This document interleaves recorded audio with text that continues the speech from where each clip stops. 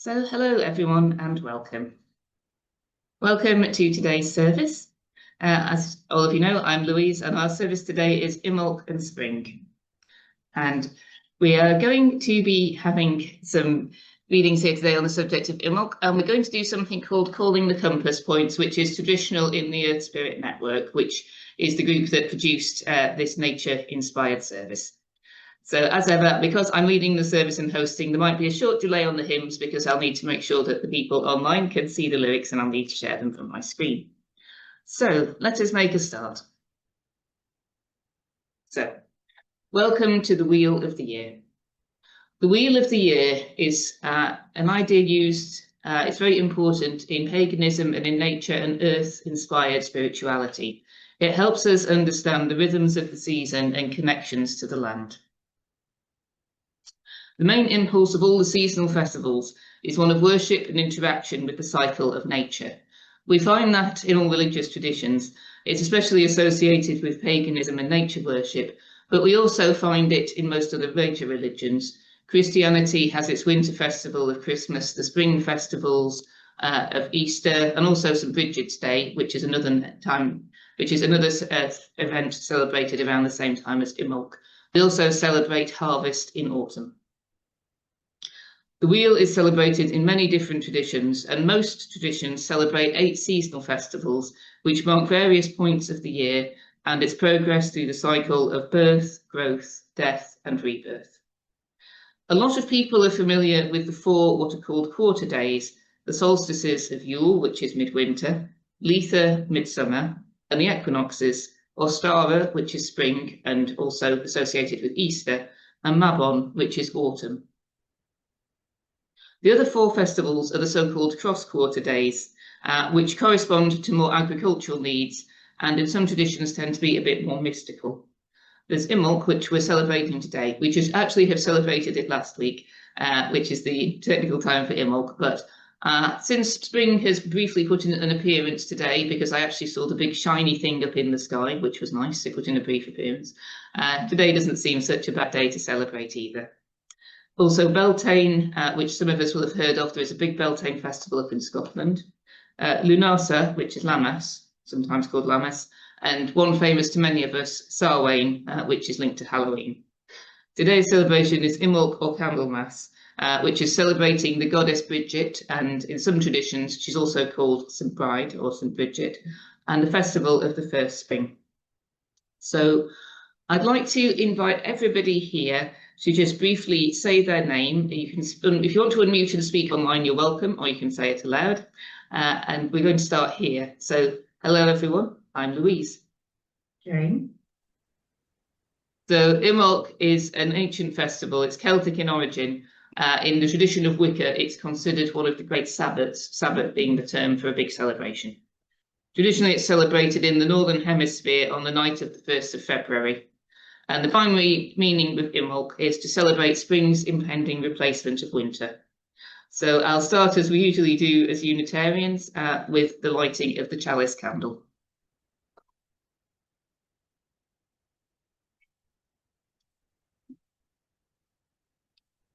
The wheel turns and we are at Imbolc.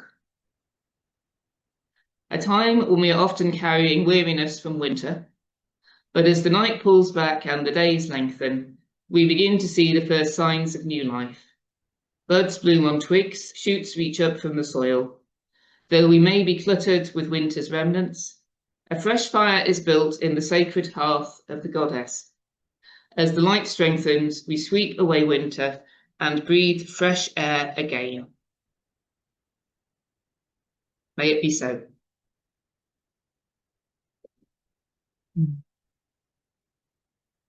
Now, traditionally at this point, we would also do a purification ceremony.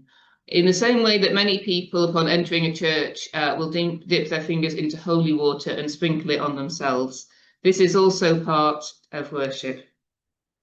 All of us bring energy here today, positive and negative energy. And before we begin our gathering, let's gather away any worries and anxieties and create this space together.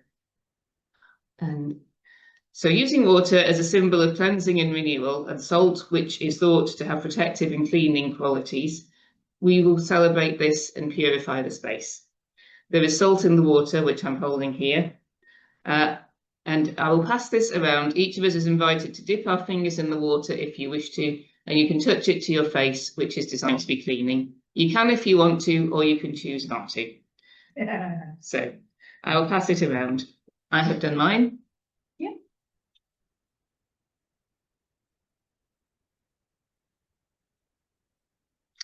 If you want to pass it around the circle for everyone to use or not, as they will. All right.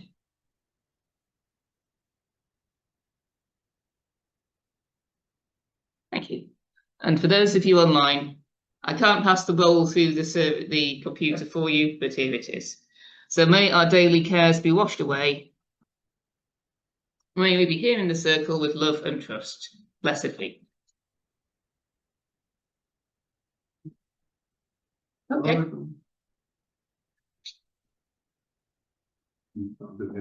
Okay. So those with direction cards, please sit by your point of the compass. We're going to start in the east, which is there where Norman was sitting.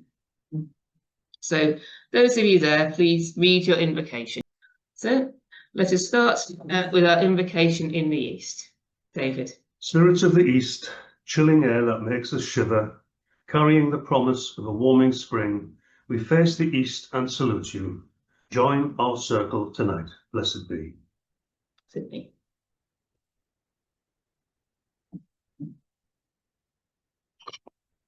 And could you also do the north?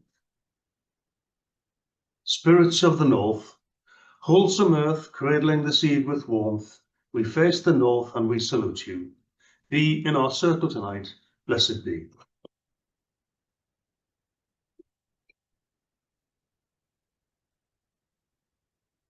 Spirit of the west, we honour you in melting snow and shining dew. Bridget's well of sacred water, refresh our spirits with your blessing. We face the west and we salute you. Join our circle tonight. May it be so. And Jane, if you could do yours. Okay. Spirits of the south, dazzling sun, your early morning spreads reviving light. Kiss the green shoots with your shine. We face the south and salute you.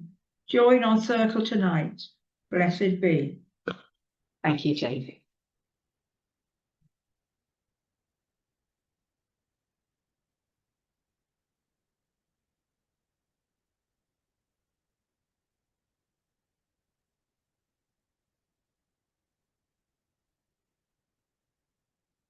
And now we invoke all divine beings. We call to all beings, plant, animal, spirit, and stone, where life whispers and vibrates. We honour your sovereignty. We count you as kin. Join us and be as one. Blessed be. The circle is cast. We are between the worlds, beyond the bounds of time, where night and day, birth and death, joy and sorrow meet as one. Blessed be. This is the festival of the waxing light. What was born at the winter solstice begins to manifest, and we who are midwives to the infant year now see the sun, a child growing stronger as the days go visibly longer. This is the time of individuation. We each light our own light and become uniquely ourselves. It's the time of initiation of being, when seeds will later begin to sprout and stir from their dark sleep. We meet to share the light of inspiration which will grow in the coming year. Our first reading is the meaning of Imbolc. Imbolc means in the belly, and at this season the first lambs are born and ewes lactate. The first buds are on the trees, the first plants show through the frozen earth. The breath of air which comes to us holds the promise of the future. We see the signs which tell us that winter will pass and the land will be fertile once more.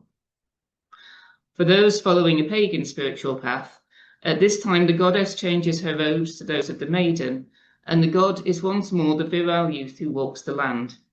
This is the festival of Bride, known also as Brigid, St. Bridget, and many other names.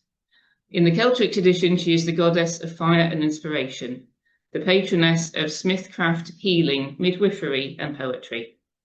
We celebrate her today. Later on in the Christian tradition, she became known as St. Bridget and was especially associated with midwifery. There are many legends about her. We've seen some of them in earlier services here at Newcastle Unitarians.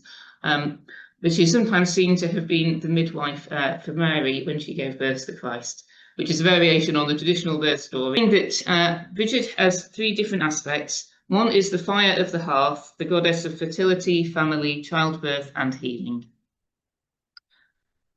The other is Bridget, the fire of the forge, like the Greek goddess Athena, a patron of the crafts, especially weaving, embroidery, and metalsmithing, and a goddess who was concerned with justice and law and order. And she was also known as the fire of inspiration, the muse of poetry, song, history, and the protector of cultural learning. So we now have a prayer. Bridget, goddess of the hearth of new life. Bridget, maker, weaver, and forger, who travels to us on shafts of soft spring light, sweep our hearths clear so that new fires may dance there. Bless our souls with fresh ideas and bright hopes. On this blessed Imbolc, we salute you. Amen. Let us take a moment for some silent prayer, and then we will have our next hymn. Let us now take some time for meditation. Make yourself comfortable in your chair and close your eyes or soften your gaze. Turn your mind inwards as you breathe slowly and deeply, letting out any tension with your breath. Relax deeply into yourself, knowing that as you are deep within yourself, you remain connected to all those here and to others who are with you in spirit. I offer a reading by Jasmine Corey, which I will read slowly as a meditation. I am a stirring. I am eyelids twitching from the dawn, from the first birdsong pulling us from dream, from our warm soil, from our piles of leaf and fur.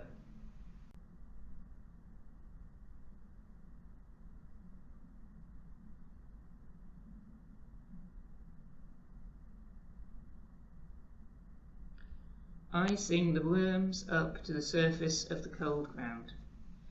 The birds preen, sing, and gossip.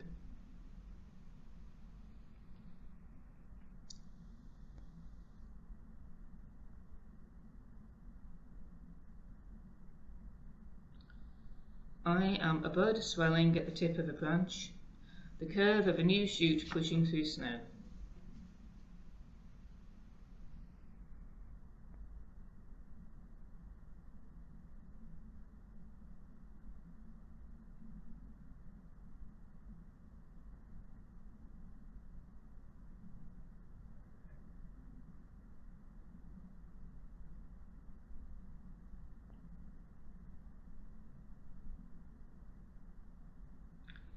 I am a snowdrop's delicate petals.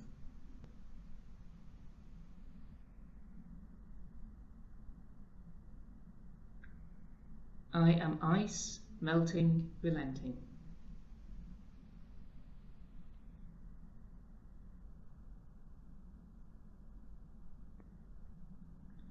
I am the courage to think a new thought.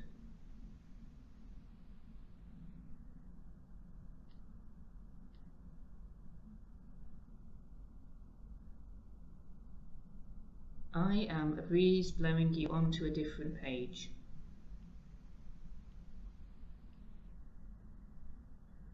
I am a barefoot on a cold floor, a match struck in a grate.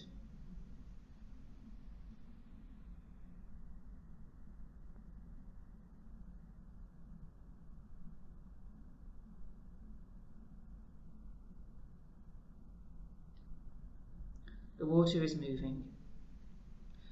We move now onto our feet. We stretch, we shake ourselves of dark, like hazel catkins sneezing hollow through the shy light.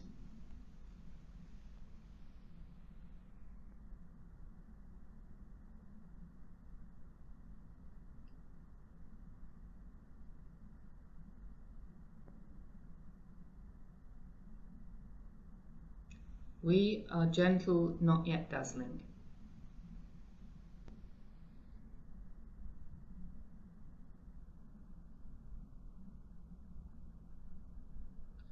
We are as oft rousing, a name whispered, a tide slowly coming in.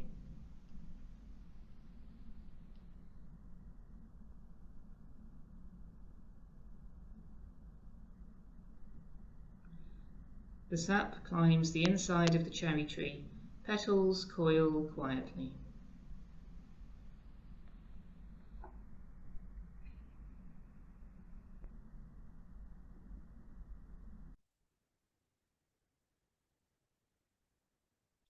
The foxes search for dens, cavort in the night, joyous and feral.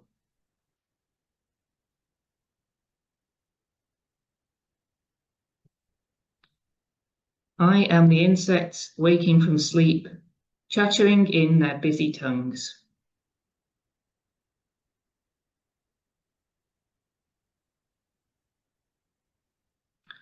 I am the thing you are yet to discover, the stone yet to meet your next step, the hands that will take yours as you venture forward.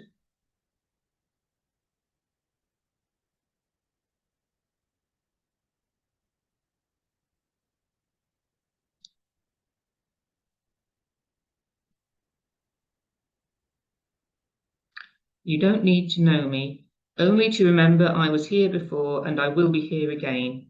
As the year turns and once again there can be hope.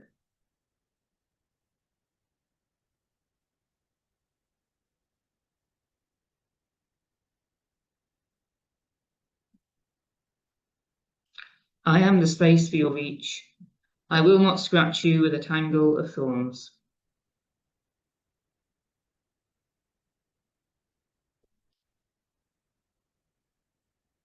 Isn't it the easiest and the hardest thing sometimes, the next breath?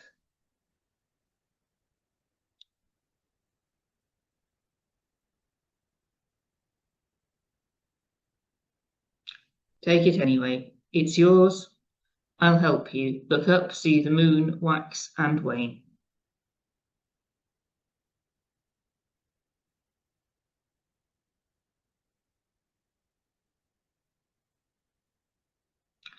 There is Bridget, writer, maker, lighter of fires. She will fill your pen with magic, your hearth with flames, your body with life. She knows that reach and risk and making is where our souls rejoice. She and the whole natural world know how to start again.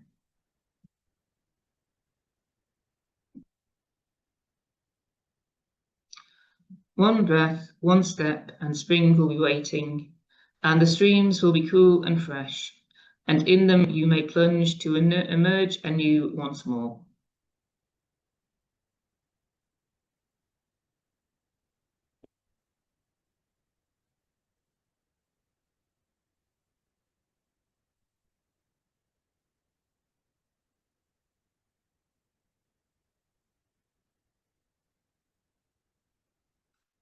And when we are ready, let us open our eyes and join together once more. Let us join together. So we've had that, and traditionally at this time it's a good time to think about what we might want to start anew as the days lengthen. So traditionally at this point we might share a few thoughts. So I don't know if there are any thoughts that came up for anyone during that you might like to share. If you're online, you're welcome to unmute and speak, or you can put things in the chat for me to read out. For me, I was thinking mostly of the sunlight coming back. It's been an extremely rainy and miserable start to the year. So perhaps now is a good time to think about what we might want to do. January is behind us, and maybe it's time to think about what we might want to do in the year. Well, I've mentioned the rugby. Yesterday I was also indulging in one of my hobbies, which is just starting. And I'll actually hold this up so people can see it. It's not something we normally bring into the service. This is a compass, which is what I use to set out the compass points for today's service. And you may spot the clip, which indicates it's a diving compass, which is where it attaches onto my diving jacket. It was actually in the water yesterday with me as we went back into a lake to go diving. I can honestly say there's not really a right lot of new life down there, except that there are a lot of caddisfly larvae, so there'll be a lot of caddisflies. And we did also encounter the pike of Ellerton Lake, which was about the only big living thing in the water apart from us and some very hardy underwater swimmers. The pike looked at us with a completely unbothered expression because we weren't anything it could eat, and did a few circles before it swam off back into the lake. So shortly we'll have something called the Circle of Light and Hope, which is where we think about our hopes for the year ahead. So that may be something you want to think about if there's anything you'd like to add. This is a reading called We Have Many Springs, and this is by the Reverend Kate Brady McKenna. She put together contributions from many people to put this together. We see the promise of spring even in November, spring from November. That promise is given to us more clearly in January, and we see it in February at Imbolc in the beginning and in the middle, when the geese arrive back on the lake. In early March, this news tells us we are in the meteorological spring, and in late March, spring is shown to us again, when the vernal equinox and the springing forward let us feel spring, and the coming of April proves to us that it's here. We feel the delight of spring even into May, spring from November, spring until May. We have many springs. It's dates in the calendar, and it is not dates in the calendar. It has everything to do with the weather, and it has little to do with the weather. It is the warmth of the sun, and it is lightness, and it is temperature. It's the longer days, it's high blue skies and white clouds. It's a quality in the air. It's a feeling we know and which goes beyond words. It's a taste, a freshness, a clarity in the air. It's the desire to stop and breathe in, rather than the need to put your face in your scarf and rush. It's a smell, a sort of feeling, a fresh coldness different from the winter's cold, a scent of new beginnings. We have many springs. It's when we don't have to defrost the car. It's cream eggs in the shop. It's leaving our hat, our scarf, our gloves, the big coat at home. It's watching Puxany Phil, the groundhog, believing he might predict the weather and knowing he won't. It's wearing a t-shirt outside for the first time. It's drying the washing outside. It's getting to swim outside in water that is warmer from the water from the cold tap. It's being able to eat lunch on the garden bench without shivering, and it's tea in the light. It's getting up in the light and being able to drive home without the car lights on. It's evenings which are light, despite the snow and hail. We have many springs. We see it in birds as they start to fly to and fro with twigs, ready to build their nests, as they sing their hearts out, as they feed from the garden feeders, and we see it with the first evening sighting of a rabbit. The frogs hopping in the pond and the lambs gambling in the fields tell us that spring is here. We see it in snowdrops, beautiful winter flowers, but winter flowers carrying us to the news that hellebores are not far behind, and daffodils and crocuses and primroses and tulips and scillas are following them in our gardens. It's knowing there will be bluebells. We see it in trees as they bud. We see it in catkins dangling. We taste it if we choose to nibble some fresh hawthorn leaves. Far from home, it's the flowering of tulips. We see it and smell it from the ground as the garlic springs forth, reminding us that the earth will feed us. We have many springs. We feel it in our very souls. We feel it when we think of Aslan on the move. And it is intuition. We know it in our body and spirit. It's the lifting of our hearts. Lift up your hearts. We lift them up unto the sun. We feel it when we start to expect and walk forwards rather than to plod. It's Lent, it's Candlemas, it's Easter, and like Easter it moves. It's Imbolc, it's St. Bridget, it's the equinox. we have many springs.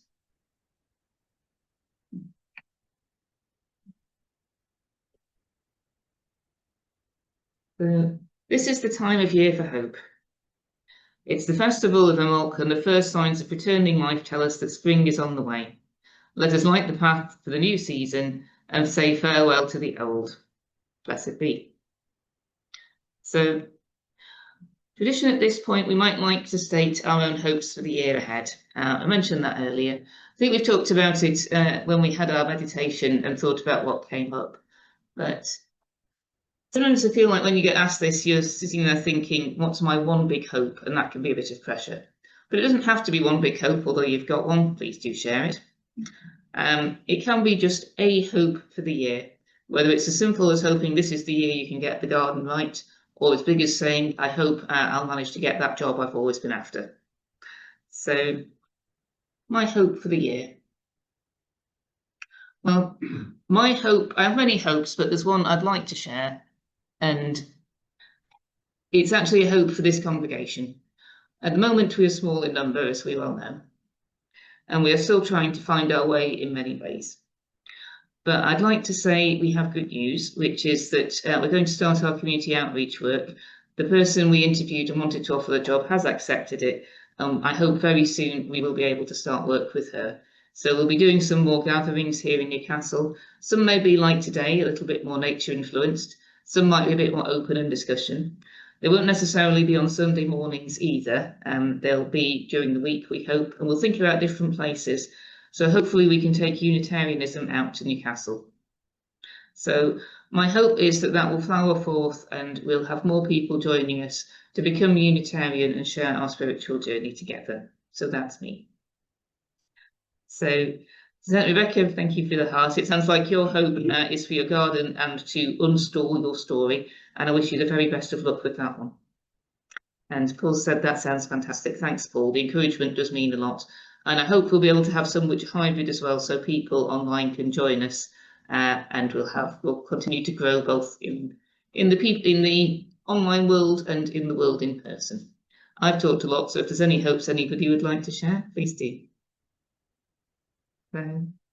We have hopes. Sometimes we say them aloud, sometimes we write them, and sometimes we hold them in our hearts. And to anybody online, I apologise for the very slightly shaky camera work. I'm doing my best here, but if it's a little bit shaky, I do apologise. I think you've mostly been able to see me though.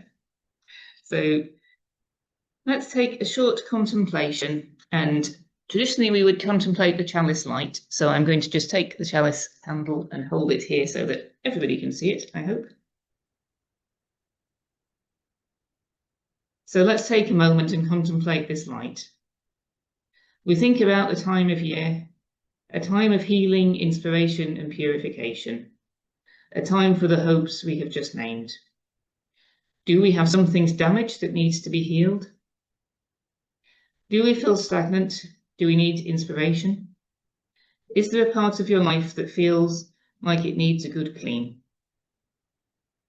Let's think of this light as representing the light of the sun and a light throughout the universe, a warm, enveloping energy that wraps itself around us, healing any ailments, cleaning away anything that needs to be cleaned, as we clean away the mucky leaves and dead twigs of our gardens so that we may replant them, so that we look at our homes and think it's time for a good spring clean.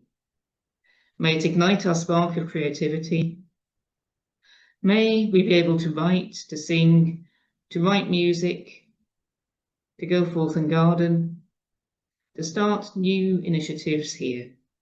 May it purify that which needs to be cleaned, heal anything that's damaged, fix what needs to be fixed, and enlighten our lives together this year. We welcome the signs of new life.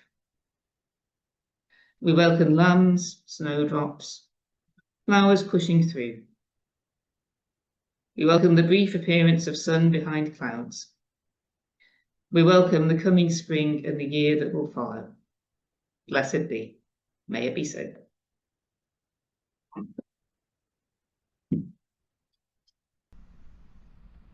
And now it comes time to close our circle as a way of marking the end of this gathering together.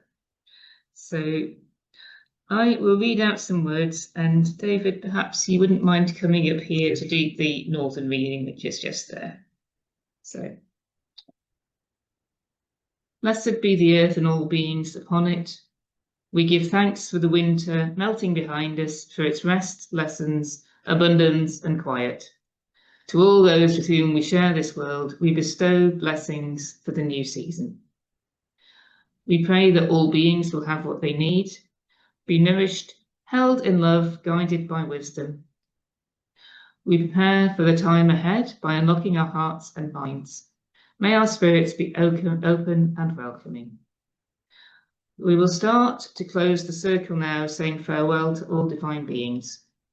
We say farewell to the directions, starting in the north and then travelling anti-clockwise, sometimes called widdershins. So we'll be going north, west, south, then east. And perhaps David or Jane, perhaps one of you could read out the east reading when we get to it.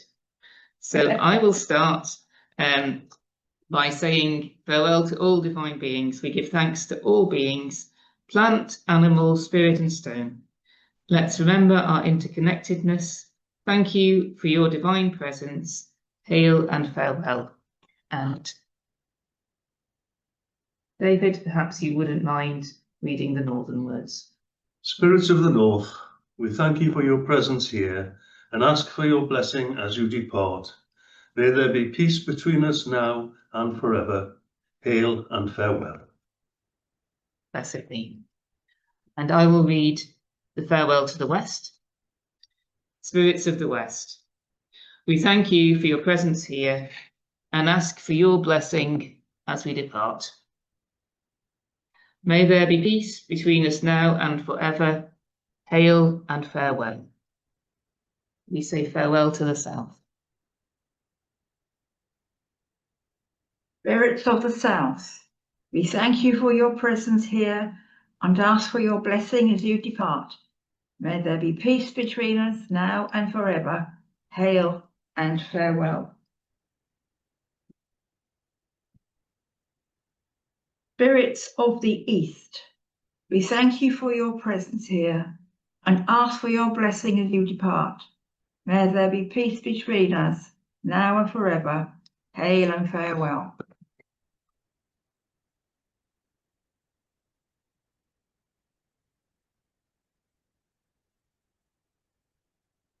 The circle is open and unbroken.